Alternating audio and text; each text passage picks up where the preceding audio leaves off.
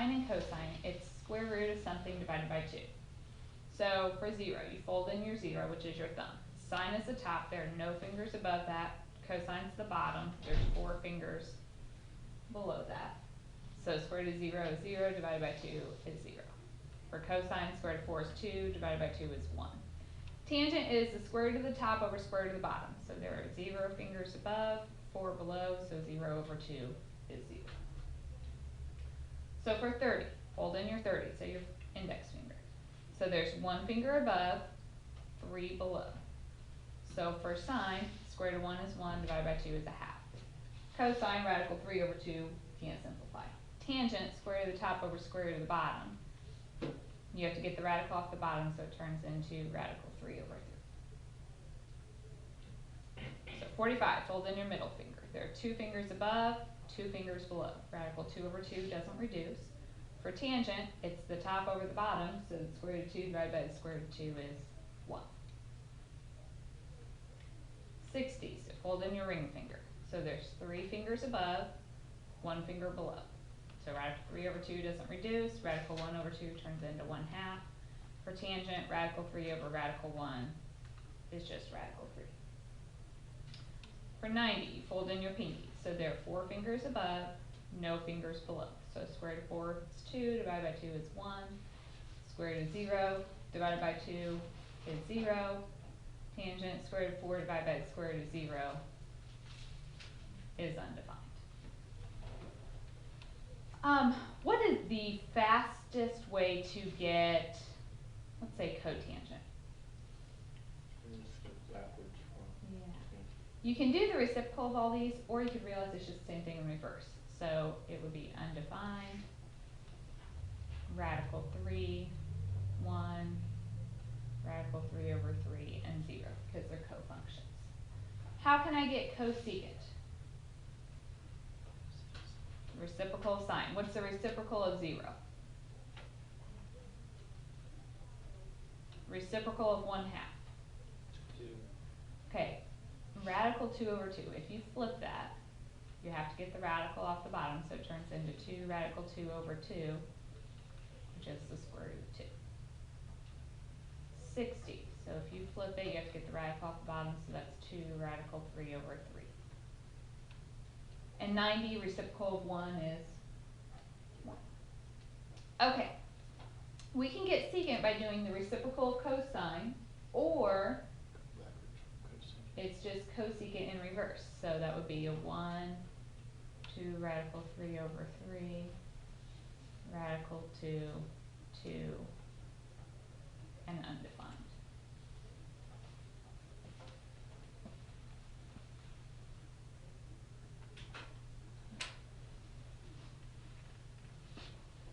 You doing okay?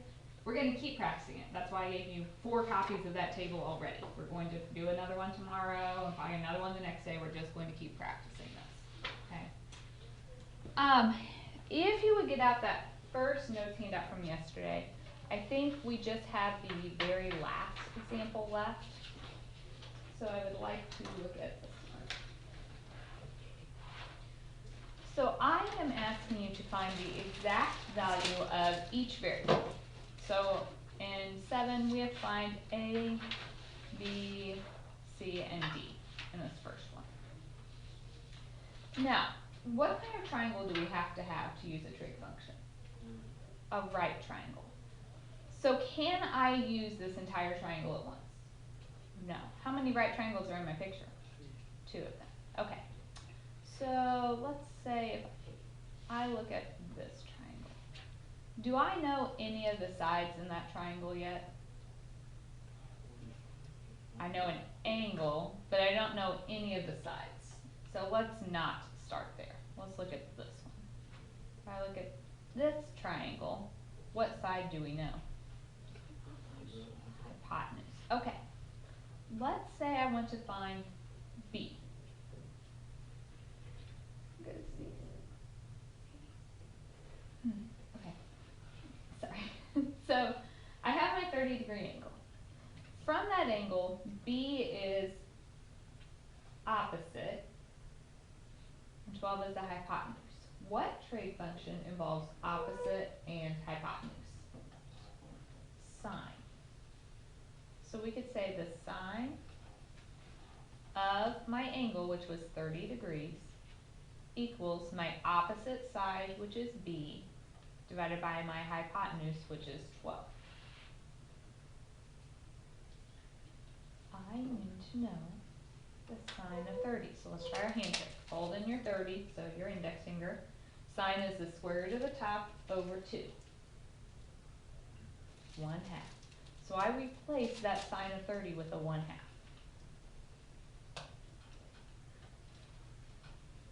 Then we can cross multiply.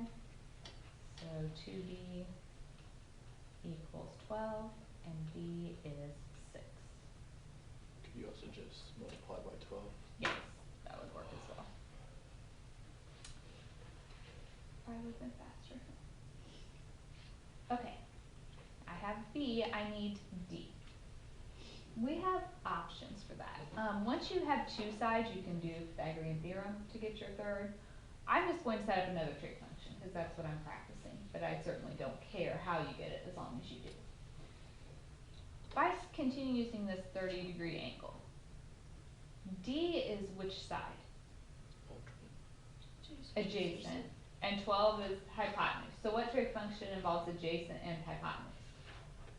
Cosine. So I could say the cosine of 30 degrees equals my adjacent side, which is D, over the hypotenuse, which is 12. What is the cosine of 30?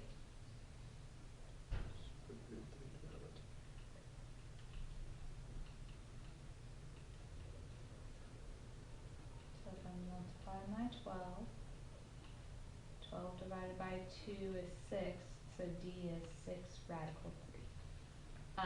I am going to stick with kind of what we've already mentioned with these. I don't want decimals. I want radicals. So if I gave you a problem like this, I would say give the exact value. Exact value means radicals. If I want a decimal, I'll say approximate it. Alright, so we have B and D. Let me ask you a question. So in this other triangle, we can continue doing it the same way, but there is one thing that might help us. If this angle is 45, what's this angle? 45. If those angles are the same, what do you know about these sides? They're the same. So do I actually have to work out anything for A? No, we can just say that A is the same as D, which is 6 radical 3. So the picture is definitely not drawn to scale. It doesn't look that way in the picture, but it would be true. No, you didn't have to do that. You could have done another trig function, but we could. All right, how do you want to find C? We can do a trig function, or we can do Pythagorean theorem.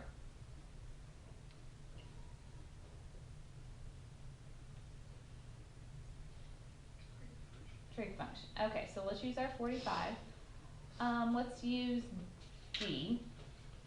That's the opposite. We're trying to find C, which is the hypotenuse. So opposite and hypotenuse is? No. And you could have set up a cosine for this problem as well. So sine of 45 equals D, which we know is 6 radical 3, over the hypotenuse, which is C. What is the sine of 45?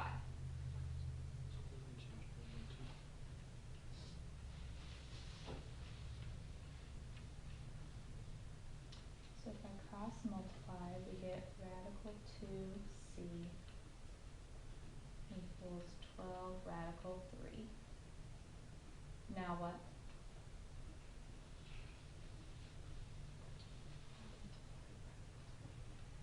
Can we leave that radical on the bottom? No. So we get 12 radical 6 over 2, which reduces to 6 radical 6. And we found all four sides.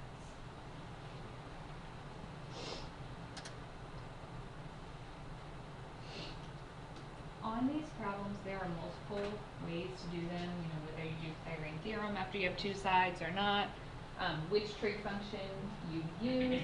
So please make sure you are showing all of your work so I know how you got your answer.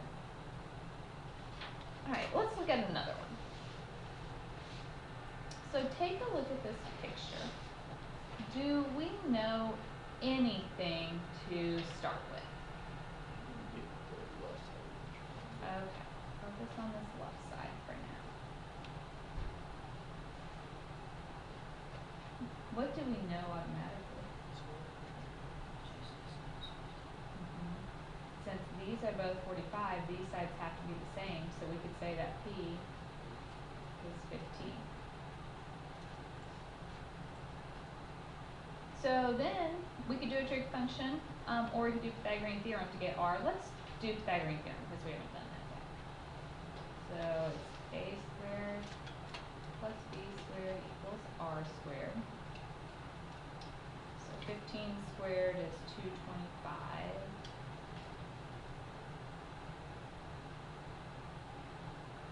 Square root, we know it has to be a positive. 450 break into 225 and 2. So R is 15 radical 2. And just like I've mentioned before, you could have done that with a trig function as well. So either option.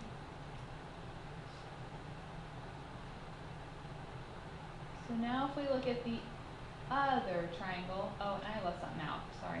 This is supposed to be a right angle, and I would have to tell you that before you could solve this problem. Okay, I know R, which is which side in this? It's across from the right angle, so that is the hypotenuse. So if I want to find T, for instance, from my 30, T would be the adjacent side, and I have the hypotenuse. So adjacent and hypotenuse is cosine. So we could say the cosine of 30 equals the adjacent side T over the hypotenuse 15 radical 2. What is the cosine of 30?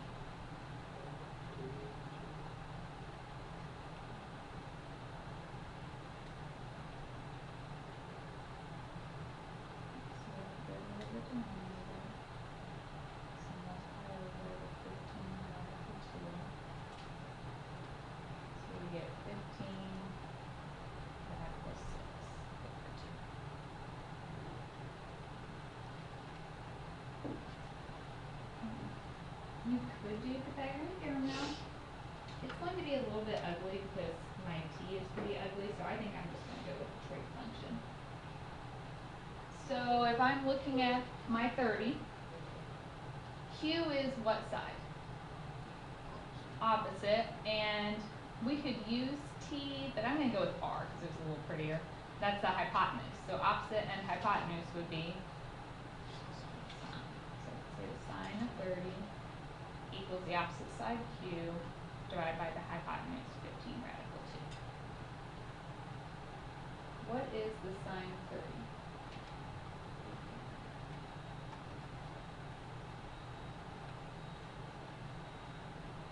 So multiply over the 15 radical 2 and get 15 radical 2 over 2.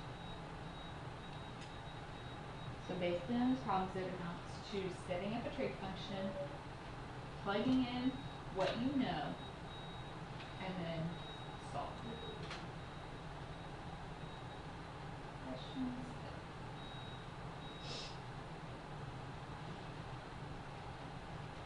So I want to give you time to work on your homework now.